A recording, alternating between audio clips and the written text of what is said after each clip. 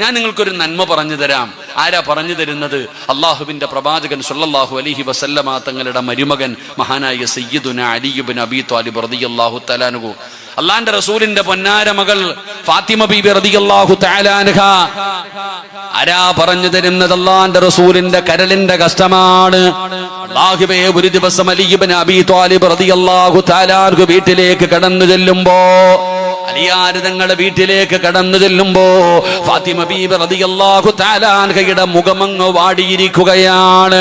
ഫാത്തിമയുടെ മുഖം വല്ലാതെ വാടിയിരിക്കുകയാ. അല്ലാഹുവിന്റെ റസൂലിന്റെ പൊന്നാര മകളോട് അലിയാര് തങ്ങൾ ചോദിക്കുന്നു, ഫാത്തിമ, എന്തു പറ്റി ഫാത്തിമ, എന്തു പറ്റി ഫാത്തിമ? ഫാത്തിമ ബീബി റളിയല്ലാഹു തആല അൻഹ പറഞ്ഞു, ഒന്നുമില്ല. അലിയാര് തങ്ങൾക്ക് മനസ്സിലായി എന്തോ വിഷമമുണ്ടെന്ന്. അള്ളാന്റെ റസൂലിന്റെ പൊന്നാര മകളുടെ ചാരത്ത് ചെന്നിരുന്നു. ഒരുപാട് പ്രാവശ്യം ചോദിച്ചിട്ടും ഫാത്തിമ പറയുന്നില്ല. അവസാനം കയ്യിൽ കേറി പിടിക്കുമ്പോ ഫാത്തിമ കരയുകയാ. കാരണം എന്തെന്നറിയുമോ? അലിയാര് തങ്ങൾ കൈപിടിച്ചു നോക്കുമ്പോ ഫാത്തിമ ബീബി റളിയല്ലാഹു തആല അൻഹയുടെ രണ്ട് കൈയും പൊട്ടിയിരിക്കുകയാണ്. കാരണം കല്ല് പിടിച്ചിട്ട്, ആട്ടുകല്ല് പിടിച്ചിട്ട് ഫാത്തിമയുടെ കൈ പൊട്ടിയിരിക്കുകയാണ്. കാരണം എന്തെന്നറിയുവോ? അലിയാര് തങ്ങൾ പാവപ്പെട്ടവനാണ്, ഒരുപാട് സമ്പത്തൊന്നുമില്ലാത്ത മനുഷ്യൻ. ഗോതമ്പ് മേടിച്ചു കൊണ്ടുവന്ന് ഫാത്തിമയുടെ കയ്യിൽ കൊടുക്കും. ഫാത്തിമ ഗോതമ്പ് പൊടിക്കും. ആ പൊടിച്ച മാവ് കൊണ്ട് വിറ്റിട്ടാണ് അലിയാര് തങ്ങൾ ജീവിക്കുന്നത്. പടച്ചവനെ, അത്രയും പാവപ്പെട്ടവനാണ് അലിയാര് തങ്ങള്. പെങ്ങളെ, നീ ചോദിക്കും, സിറാജ്, കഥാ മാവ് പൊടിച്ചാ കൈ പൊട്ടുമോ? പെങ്ങളെ, നിനക്കറിയാഞ്ഞിട്ടാണ്. അള്ളാന്റെ റസൂലിന്റെ പൊന്നാര മകളായ ഫാത്തിമയുടെ ചരിത്രം നീ ചെന്ന് പഠിക്ക്. രണ്ടാൺകുട്ടികളാണുള്ളത്. ഹസനും ഹുസൈനും എന്ന് പറയുന്ന രണ്ടു മക്കളുണ്ട്. 1 വയസ്സിന്റെ വ്യത്യാസം. രണ്ടുപേരും തമ്മിൽ 1 വയസ്സിന്റെ വ്യത്യാസമേ ഉള്ളൂ. ഫാത്തിമ എങ്ങനെയാ ഉറക്കുന്നതെന്നറിയോ? മക്കളെ തൊട്ടിലിൽ കിടത്തിയിട്ട് ഒരു കയറിന്റെ ഒരു ഭാഗം തൊട്ടിലിൽ കെട്ടുകയാണ്, മറുഭാഗം തന്റെ കാലിൽ കെട്ടിയിട്ടിരിക്കുകയാണ്. റബ്ബേ, മക്കളെങ്ങാണം കരഞ്ഞ ഫാത്തിമ കാലിൽ കെട്ടിയിരിക്കുന്ന കയറിങ്ങനെ ആട്ടുകയാണ്. ആ കാലുകൊണ്ടാണ് മക്കളെ പോലും ആട്ടിയുറക്കുന്നത്. അതുപോലെ കഷ്ടപ്പാടാണ്, അതുപോലെ വല്ലാത്ത പ്രയാസമാണ്. അലിയാര് തങ്ങൾക്ക് വല്ലാത്ത സങ്കടമായി. അന്ന് രാത്രിയിൽ കിടന്നിട്ട് ഉറക്കം വരുന്നില്ല. അലിയാര് തങ്ങൾ അവസാനം പറഞ്ഞു, ഫാത്തിമ, നിന്റെ പ്രയാസം മാറാൻ ഞാനൊരു വഴി പറഞ്ഞു തരട്ടെ ഫാത്തിമ? നിന്റെ പ്രയാസം മാറാൻ ഞാനൊരു വഴി പറഞ്ഞു തരാ. എന്തേ അലിയ്, എന്തേ അലിയ്? അല്ലാഹുവിന്റെ പ്രവാചകന്റെ പൊന്നാര മകളോട് അലിയാര് തങ്ങളെന്ന ഭർത്താവ് പറയുകയാ, നാളെ നിന്റെ വാപ്പാനെ നീ കാണാൻ പോകണം, അള്ളാന്റെ റസൂലിനെ നീ കാണാൻ പോകണം ഫാത്തിമ. എന്നിട്ട് നിന്റെ കൈ കാണിച്ചു കൊടുക്കണം, നിന്റെ കഷ്ടപ്പാട് പറയണം, നിന്റെ പ്രയാസങ്ങൾ പറയണം, നിന്റെ വാപ്പയോട് നിന്റെ സങ്കടങ്ങൾ മുഴുവനും പറയണം. എന്നിട്ട് ഉപ്പാനോട് പറയണം, ഉപ്പാടെ കയ്യിൽ ഒരുപാട് അടിമകളുണ്ടല്ലോ, ഉപ്പാടെ കയ്യിൽ ഒരുപാട് അടിമകളുണ്ടല്ലോ, ഒരടിമയെ എനിക്ക് താവാപ്പാ, എന്റെ സഹായത്തിന് ഉപകാരപ്പെടുമല്ലോ. നീ ചോദിച്ചാ വാപ്പ തരും, അല്ലാഹുവിന്റെ റസൂൽ തരും. ഫാത്തിമയോട് പറയുന്നു, നീ ചോദിച്ചാ നിന്റെ വാപ്പ ഉറപ്പായിട്ടും തരും. വാപ്പാടെ കയ്യിൽ ഒരുപാട് അടിമകളുണ്ടല്ലോ, നബി തങ്ങൾ എന്തായാലും നിനക്ക് തരും. നിന്റെ കഷ്ടപ്പാട് മാറുമല്ലോ, നിന്റെ പ്രയാസം മാറുമല്ലോ. ഫാത്തിമ ബീവി റളിയല്ലാഹു തആല അൻഹ ചിന്തിച്ചു, പടച്ചവൻ അല്ലാഹുവേ, നല്ല കാര്യമാണല്ലോ, ഉപ്പാടെ കയ്യിൽ ഒരുപാട് അടിമകളുണ്ടല്ലോ, ഒരടിമ വന്നാൽ എനിക്ക് സഹായമാകുമല്ലോ. അന്ന് സമാധാനത്തോടെ കിടന്നുറങ്ങുകയാണ്. പിറ്റേ ദിവസം നേരം വെളുത്തു. വീട്ടിലെ ജോലിയെല്ലാം കഴിഞ്ഞപ്പോ അള്ളാന്റെ റസൂലിന്റെ പൊന്നാര മകള് വാപ്പയെ കാണാൻ പോവുകയാ, നിബിതങ്ങളെ കാണാൻ പോവുകയാണ്. അല്ലാഹുവിന്റെ പ്രവാചകൻ സ്വല്ലല്ലാഹു അലൈഹി വസല്ലമ തങ്ങളുടെ വീട്ടിലേക്ക് അവിടെ ഫാത്തിമ കടന്നു ചെല്ലുമ്പോ ഉപ്പ വീട്ടിലില്ല. അള്ളാഹുവിന്റെ പ്രവാചകൻ നേരം വെളുത്തപ്പോഴേ ഒരു യാത്ര പോയിരിക്കുകയാണ്. ഫാത്തിമയ്ക്ക് വല്ലാത്ത സങ്കടമായി, വാപ്പയില്ലെന്നറിഞ്ഞപ്പോ വല്ലാത്ത വിഷമമായി. പടച്ചവനെ ആയിഷ ബീബി റളിയല്ലാഹു തആല അൻഹാ ഉമ്മാന്റെ അടുക്കൽ ചെന്നിട്ട് പറഞ്ഞു, ഉമ്മാ കൈ കണ്ടോ ഉമ്മാ, വല്ലാത്ത കഷ്ടപ്പാടാ ഉമ്മാ. ഉമ്മാന്റെ മുമ്പിലിരുന്ന് ആയിഷ ബീബിയുടെ മുമ്പിലിരുന്നിട്ട് ഫാത്തിമയെല്ലാം പറഞ്ഞു കൊടുക്കുകയാണ്. എന്നിട്ട് പറഞ്ഞു, ഉമ്മാ വാപ്പ വരുമ്പോ പറയണം ഒരടിമ എനിക്ക് തരാന്, എന്നെ സഹായിക്കാൻ ഒരടിമയെ വേണം എനിക്ക്. ഉമ്മ എന്തെങ്കിലും പറഞ്ഞിട്ട് എനിക്ക് വാങ്ങിത്തരണം. ആയിഷ ബീബി റളിയല്ലാഹു തആല അൻഹ സമാധാനിപ്പിക്കുകയാണ്. ഞാൻ പറയാൻ നബിതങ്ങൾ വരുമ്പോ നിന്റെ വാപ്പയോട് ഞാൻ പറഞ്ഞു കൊടുക്കാം. അങ്ങനെ ആയിഷ ബീബി സമാധാനിപ്പിച്ചു വീട്ടിലേക്ക് പറഞ്ഞു വിട്ടു. അല്ലാഹുവേ, അന്ന് രാത്രിയിലാണ് നബിതങ്ങൾ വരുന്നത്. ഒരുപാട് താമസിച്ചിട്ടാണ് നബിതങ്ങൾ വന്നത്.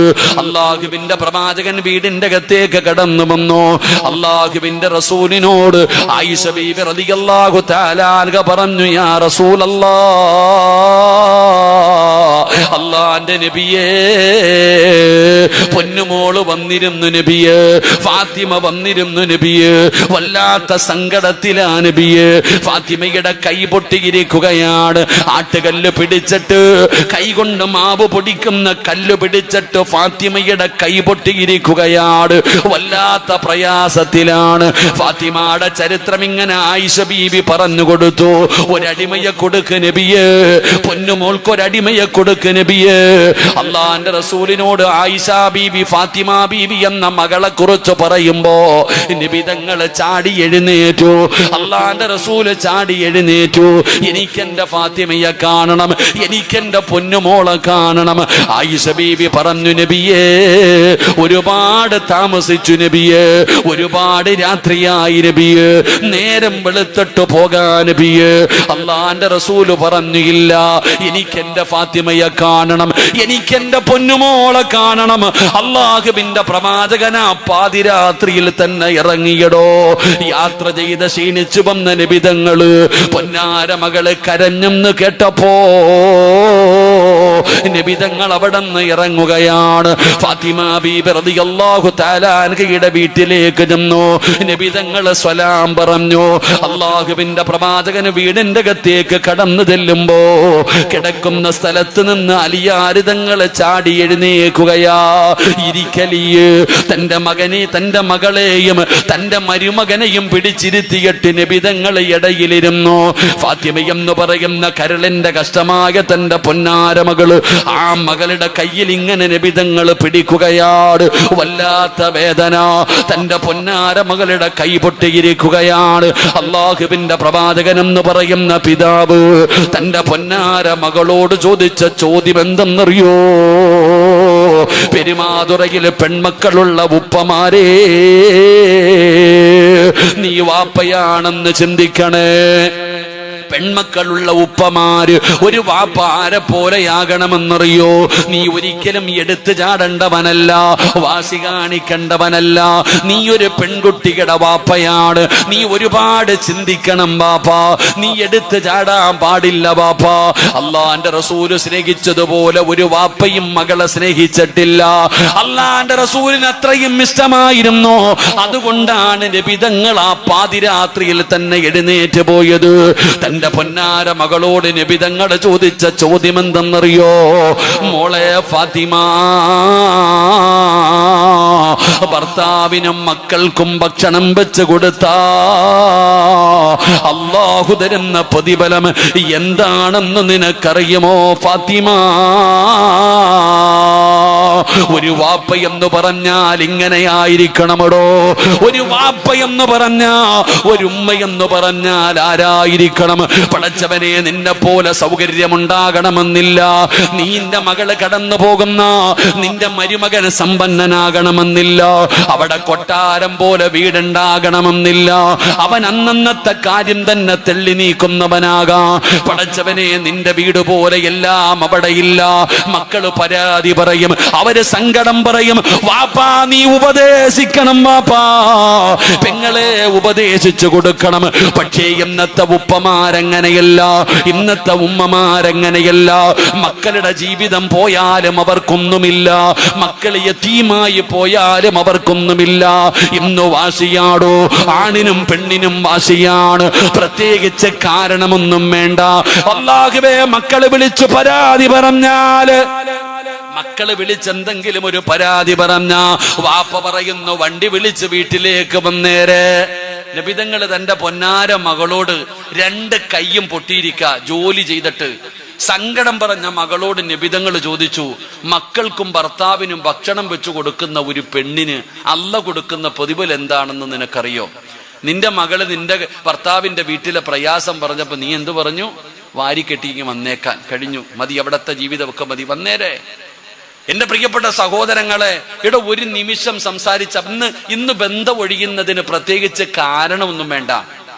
ഞാൻ എപ്പോഴും പറയാറുണ്ട്, എനിക്കൊരു ചങ്ങാതിയുണ്ട്, ഓൻ പറഞ്ഞു, ഉസ്താദേ എന്റെ അനിയന്റെ കല്യാണം നിങ്ങൾ വരണം നിക്കാഹിന്. എനിക്ക് സത്യം പറഞ്ഞാൽ നിക്കാഹിന് പോകാൻ പറ്റിയില്ല. അങ്ങനെ കുറെ നാളുകൾക്ക് ശേഷം, മാസങ്ങൾ കഴിഞ്ഞിട്ട് ഇവനെ കണ്ടപ്പോ, അന്ന് പോകാൻ പറ്റാത്തതിന് ജാമ്യം എടുക്കണമല്ലോ, ഞാൻ ഇവന്റെ അടുക്ക പോയിട്ട് പറഞ്ഞു, എടാ അന്ന് എനിക്ക് വരാൻ പറ്റിയില്ലടാ, എന്തൊക്കെയാ പ്രയാസങ്ങളായി പോയിട്ടോ, എങ്ങനെയുണ്ടടാ ജീവിതമൊക്കെ? ഓളെന്തേടാ? ഓള് പോയി ഉസ്താദെ. ആ ചെറുപ്പക്കാരൻ പറഞ്ഞു, ഓള് പോയി. ഞാൻ എന്ത് പറ്റിയടാ? ഉസ്താദെ ഗിഫ്റ്റ് വാങ്ങിച്ചു കൊടുത്തില്ല, ബർത്ത്ഡേക്ക് ഗിഫ്റ്റ് വാങ്ങിച്ചു കൊടുക്കാത്തതിന്റെ പേര് ഓള് പോയെന്ന്. അള്ളാഹു കാത്തിരക്ഷിക്കുമാറാകട്ടെ. ഇന്ന് കാരണമൊന്നും വേണ്ടടോ. എടോ, ഈ പെണ്ണിനും പയ്യനും ഒരു 5 മിനിറ്റ് സംസാരിച്ചാ തീരുന്നതേ ഉള്ളൂ. അതെങ്ങനാ? മോളെ വിളിച്ചോണ്ട് വരുമ്പോ തന്നെ ഉമ്മ പറയും, ഇനി അവൻ വിളിച്ച ഫോൺ എടുത്തേക്കരുത്, ഓഫാക്കി വെച്ചേക്കാൻ. ഉമ്മ, ഇന്നത്തെ ഉമ്മയാ പറയണേ, അവൻ വിളിച്ചാ ഇനി എടുക്കരുത്, ബ്ലോക്കാക്കി വെച്ചേരെ. കാരണം സംസാരിച്ച മനസ്സു മാറിപ്പോയാലോ. എന്നാലും ഉമ്മ ഇവിടെ പെണ്ണുമ്പിള്ളയെക്കാളും വാശി ആർക്കാ? ഈ പെണ്ണിനെക്കാളും വാശി പെണ്ണിന്റെ തള്ളയ്ക്കാ. എന്നാലും അങ്ങനെ പറഞ്ഞല്ലോ അവള്. അമ്മായിയമ്മ അങ്ങനെയാണ് സംസാരിക്കണ്ടേ? അമ്മായിയപ്പന വാശിയടോ, ഈഗോ. ഒരു 5 മിനിറ്റ് സംസാരിച്ചാൽ തീരുന്ന പ്രശ്നമുള്ളൂ. ഞാനെങ്ങനെ എന്റെ ജീവിതത്തിൽ ഒരു അനുഭവം പറയാം. ഞാൻ ജോലി ചെയ്യുന്ന പള്ളിയിലൊരിക്കെ, സാധാരണ ഈ മസ്ലിഹത്തിന് ഞാൻ ഇരിക്കാറില്ല. അന്ന് വെള്ളിയാഴ്ച ഒരു മസ്ലിഹത്ത് വന്നു, കാരണം വലിയൊരു കുടുംബമായിരുന്നത്. അങ്ങനെ ഞാൻ നോക്കുമ്പോൾ അഡ്വക്കേറ്റിന് ഉൾപ്പെടെ എല്ലാ ചർച്ചകളും അവസാനിച്ചു. ഈ കൊടുത്തതൊക്കെ തിരിച്ചു വാങ്ങാൻ അഡ്വക്കേറ്റ് വരെ ഉണ്ട്, എല്ലാം എഴുതി കൊണ്ടുവന്നിരിക്കുക കമ്മിറ്റി ഓഫീസിൽ. കഷ്ടകാലത്തിന് എന്നോട് പറഞ്ഞു, ഉസ്താദ് വന്നിരിക്കാൻ പറഞ്ഞു. ഞാൻ കയറിയിരുന്നു. നോക്കുമ്പോൾ ഒരു അടിക്കുള്ള ആളുണ്ട്, 40 പേരുണ്ട്, 2 ഫാമിലി ഉണ്ട്. എന്നാ ബഹളവും അറിയോ അതിനകത്ത് കിടന്നിട്ട്. അപ്പൊ ഞാനിങ്ങനെ മിണ്ടാതെ ഇരുന്നപ്പോ, എന്തേ ഉസ്താദെ നിങ്ങളൊന്നും മിണ്ടാത്തെ? ഞാൻ പറഞ്ഞു, എനിക്ക് നിങ്ങളോട് ആരോടും ഒന്നും സംസാരിക്കണ്ട, ആ പെണ്ണിനോടും പയ്യനോടും ഒരു 5 മിനിറ്റ് സംസാരിക്കണം. ഉടനെ പെണ്ണിന്റെ വാപ്പ പറയാ, ചർച്ചയെല്ലാം കഴിഞ്ഞതാ, ഇനി എന്താ സംസാരിക്കാനാ? ഓനാവാസി, എല്ലാം കഴിഞ്ഞല്ലേ, ഇനി എന്താ സംസാരിക്കുക? എല്ലാ ചർച്ചയും കഴിഞ്ഞല്ലേ, ഇനി കൊടുത്തതൊക്കെ എഴുതി വാങ്ങണം, പോണം. അപ്പൊ ഈ പയ്യന്റെ വാപ്പ പറഞ്ഞു, എന്താ ഉസ്താദ് സംസാരിച്ചാ കുഴപ്പമെന്താ? എന്നോടുള്ള സ്നേഹം കൊണ്ടൊന്നുമല്ല, അവരോടുള്ള വാശിക്ക് പറഞ്ഞു. എന്തേ ഖത്തീബ് സംസാരിച്ച എന്തേ? അങ്ങനെ എനിക്കൊരു 10 മിനിറ്റ് സംസാരിക്കാൻ അവസരം കിട്ടി. എന്റെ പ്രിയപ്പെട്ടവർ 2 പേരെയും വിളിച്ചു, മദ്രസയുടെ മുകളിൽ പോയി.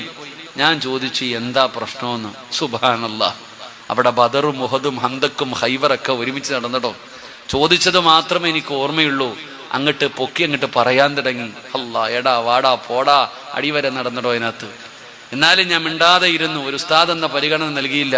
എന്നാലും ഞാൻ വിചാരിച്ചു പറഞ്ഞു തീരട്ടെ. അങ്ങനെ 2 പേരും പറഞ്ഞു ക്ഷീണിച്ചു. കുടിക്കാൻ ഇത്തിരി വെള്ളമൊക്കെ കൊടുത്തു. ഞാൻ അവസാനം ചോദിച്ചു, കഴിഞ്ഞതൊക്കെ കഴിഞ്ഞു, അനിയാ ഒന്ന് ഒരുമിച്ച് ജീവിച്ചുകൂടെ? ഇവളുടെ കൂടെയോ? ഇല്ല ഉസ്താദേ. അങ്ങനെ എല്ലാ ചർച്ചയും പാളി.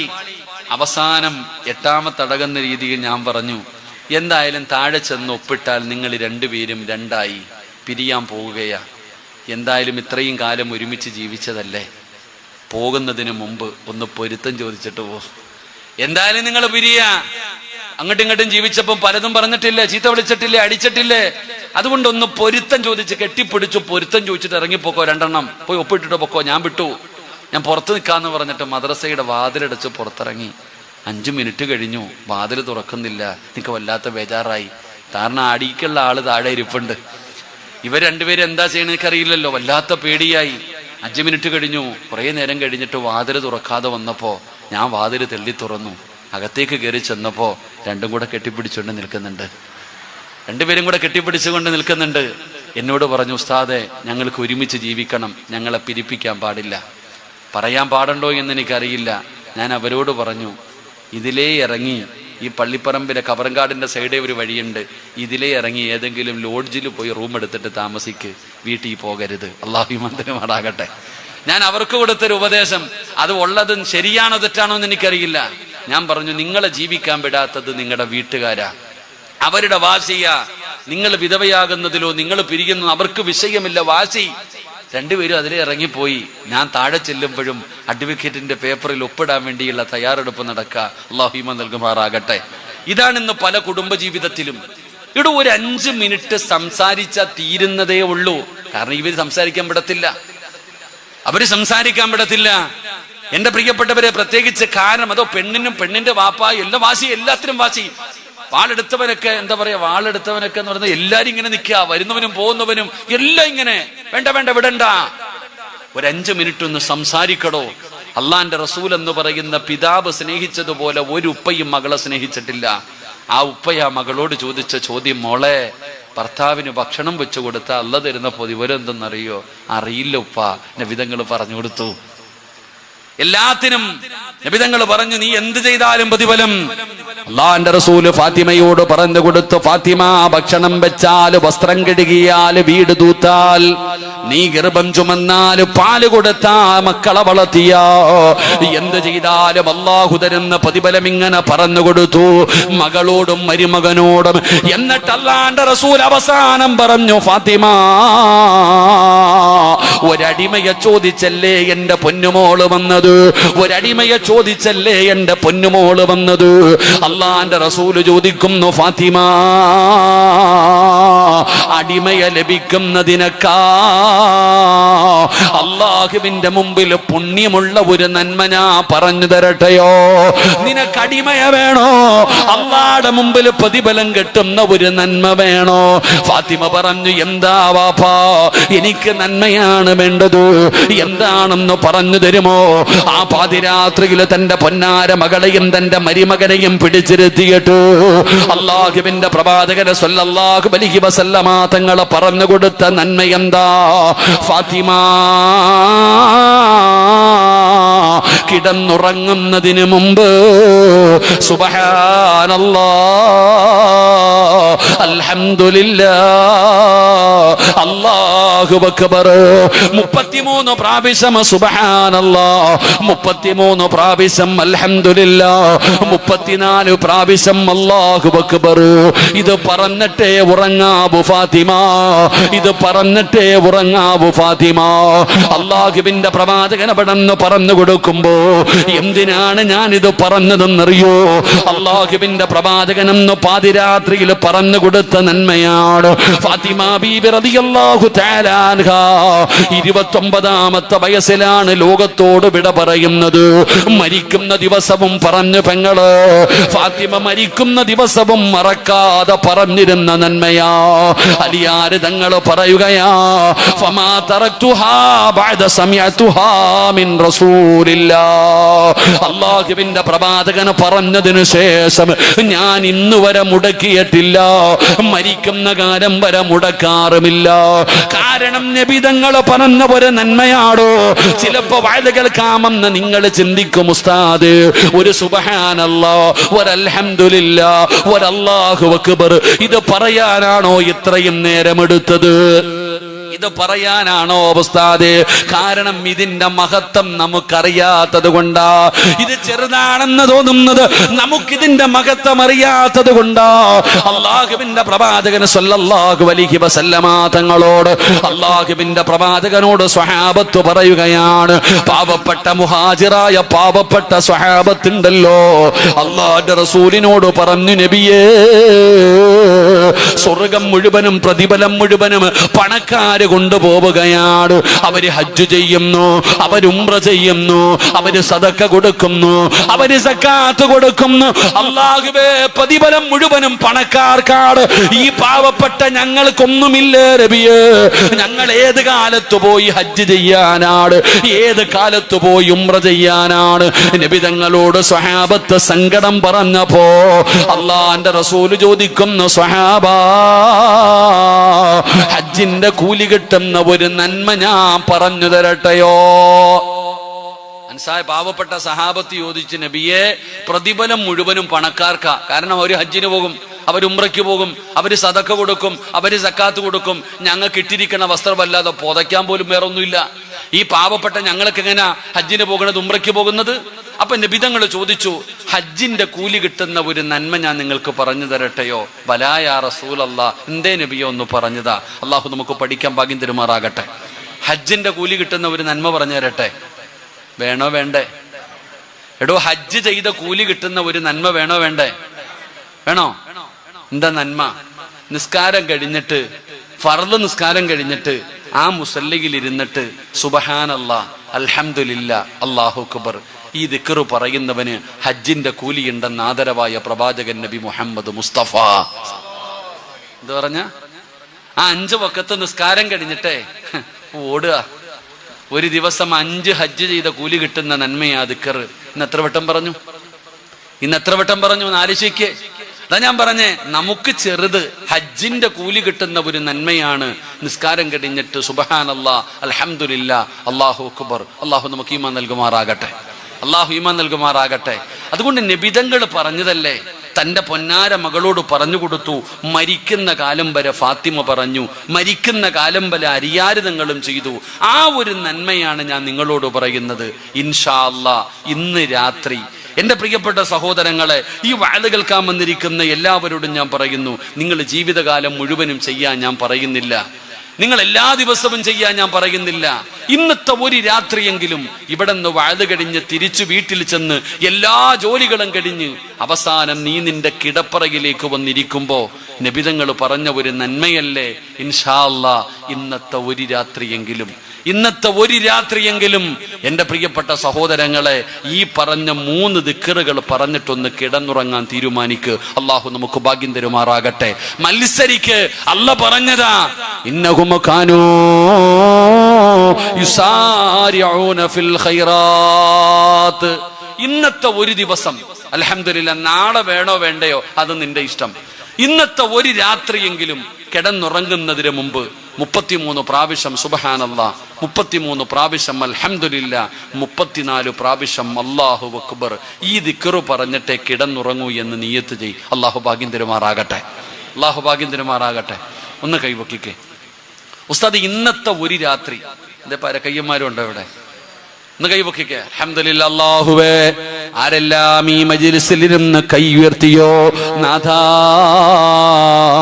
മരിക്കുന്ന കാലം വരെ ഒരാളുടെ മുമ്പിലും ഈ കൈ നീട്ടി യാചിക്കേണ്ട അവസ്ഥ വരുത്തല്ല അല്ലാ.